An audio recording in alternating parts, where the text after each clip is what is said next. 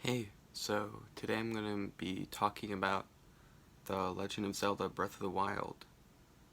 Um, so recently I've been going back to like the 2017 era Switch games, played a few rounds of Splatoon 2, Mario Odyssey, just all of basically the launch window titles for the Switch. And most of those games are pretty good, like they hold up. It's weird because with Mario Odyssey, I feel like the gameplay was a bit too repetitive, and I had to take a break. But with Zelda Breath of the Wild, I've dipped my toes back into playing the game every once in a while. But now I've like committed to like playing through the whole thing again. And it's kind of funny that I'm playing it now in this transitional time in my life when I'm mere days before like going off to college and living on my own for the first time. When the first time I played the game was in June of 2017, the summer right before I went to high school. So that's just a weird coincidence I was thinking of.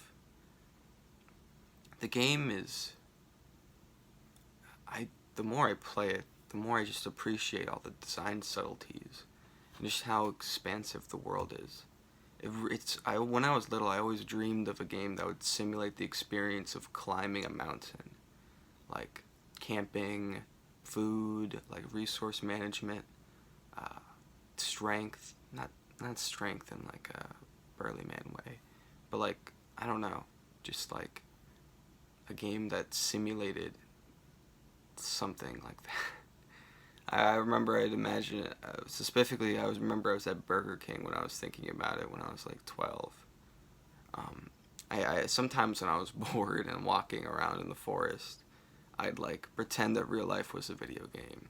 Like I'd say that okay, I'm 12 years old, so I have 24 hit points, and I ate this much food today, and that's how long until I pass out and die. So I always thought about that, and Breath of the Wild oddly feels like a real life gamified version of that weird childish exercise I did in creative thinking, I guess.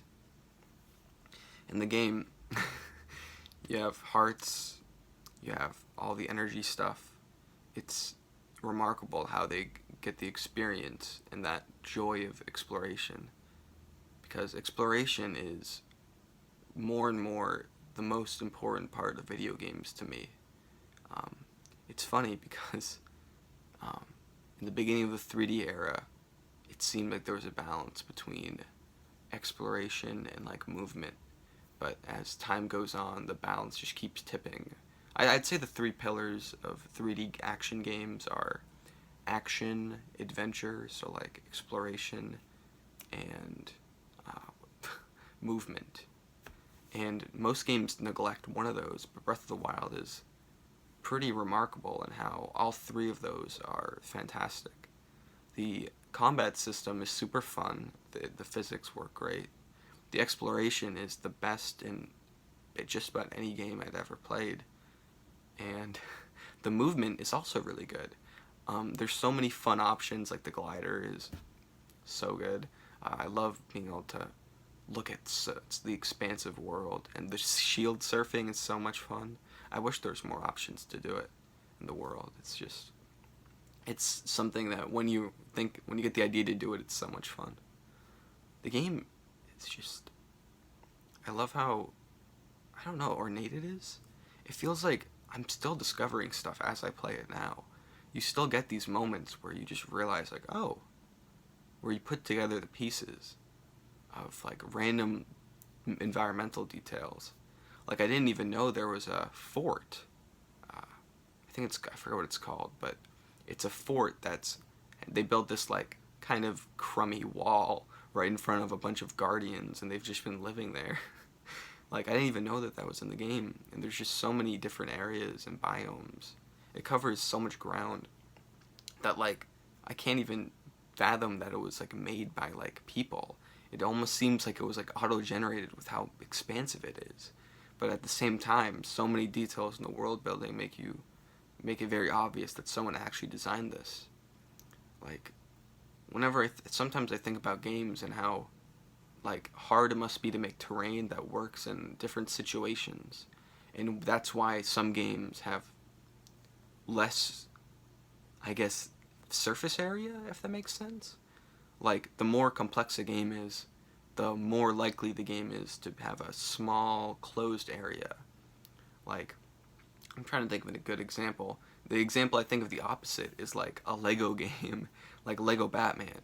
In that game, those games have tons of levels and with huge areas and tons of stuff to break because the gameplay is extremely simple.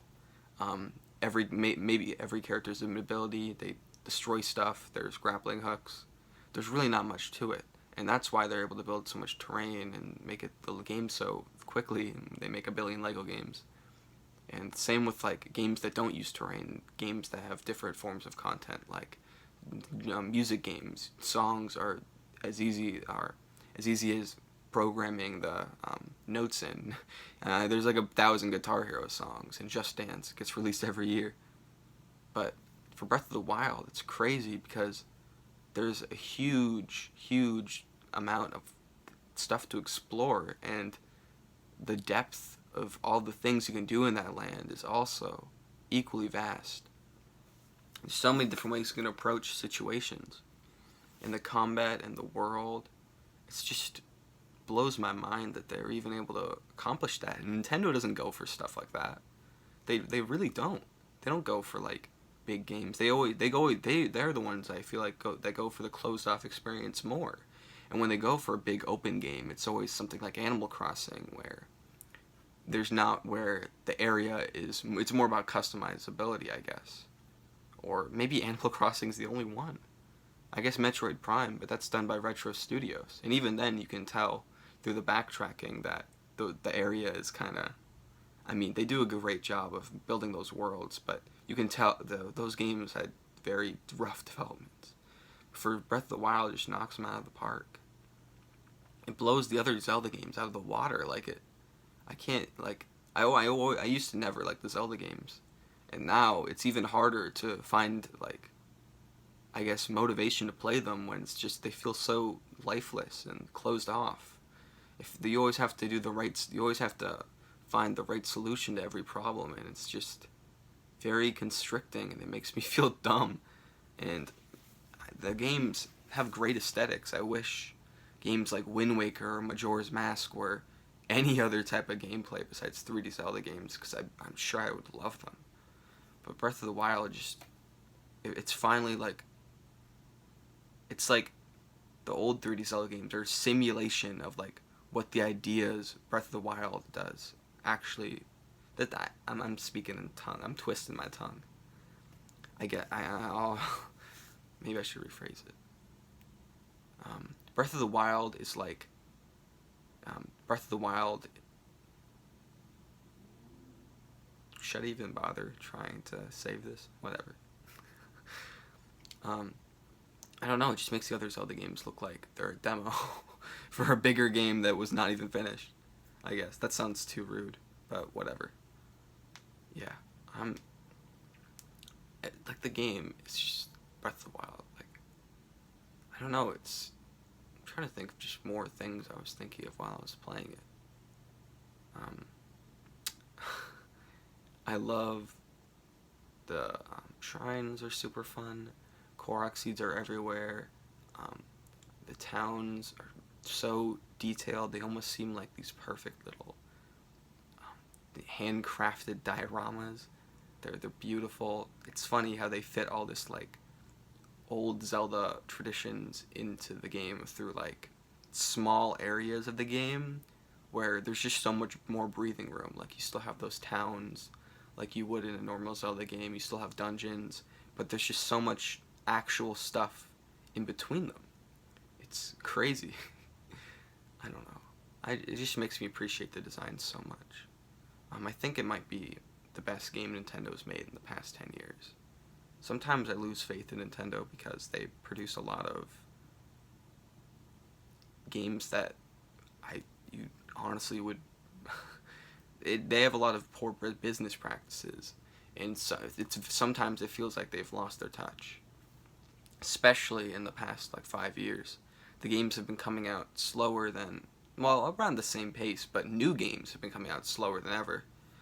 And it seems like sequels to whatever, it's like derivative games that are good but don't sort of push the envelope.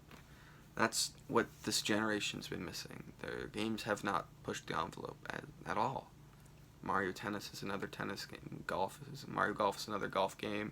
Splatoon 2 just breaks off the Wii U game. Mario Maker 2 is the same as the Wii U game. I think that's the problem. It's easy to hyperbolize that these games are easy cash-ins, and they have a lot of love and effort to them, and they have their own cool designs, but they're more like remixes than they are games that push the envelope. No matter how many things they add inside of that framework, the framework itself stays the same. In Breath of the Wild, it's going to get a sequel that's kind of like a remix, I guess. So that problem. But the game itself is just a huge breath of fresh air. It's just crazy. I don't know. Like thinking about my favorite Nintendo games this past decade. They're the ones that just blow any other game out of the water or are just unique. Like Captain Toad Treasure Tracker is just unique. There's nothing else like it. It's such a weird mishmash of ideas. It's just that Nintendo Mario Galaxy amazing level design to put on top of a cute little puzzle game. And Pikmin 3, which just makes the other Pikmin games feel like they're not even playable with how much better it is. And I think they need more of that. I don't know. This is getting into a millionth rant about how Nintendo is kind of stagnating, but I don't know. Breath of the Wild, it's a game that I didn't have any expectations for it. When I first played the game, I'm trying to remember. I barely knew anything. I mean, I knew the concept, and I saw like the trailers from the early days. I think I even saw the 2016 trailer, and I remember watching that and not even knowing what I was looking at. Like, I thought the game was called Breath of the Wind, and I was like, oh, is this a sequel to the Wind Waker game? Like, I was so clueless about like what the game was. I had no expectations. I just bought it because when I got the Switch, it was the only game out, really, that was not like a third-party by-the-books title or 1-2 Switch. I was just amazed. I don't know.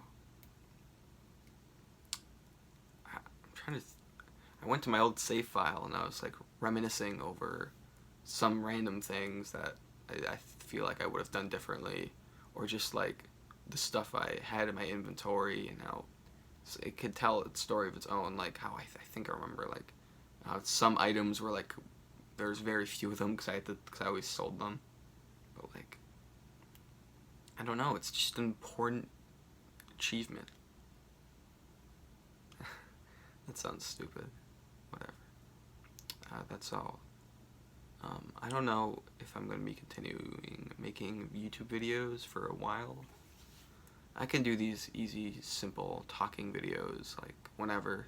It might be a bit of a different backdrop, but maybe I should do, like, a room tour, or, like, clean up my room right before I leave as, like, a little archive, maybe, so I can watch it for myself, reminisce, but, yeah, I'm not in a place to be making bigger videos in the main channel, which kind of sucks because I have a huge new audience, but I don't know. Reminiscing on that time in my life has just been interesting.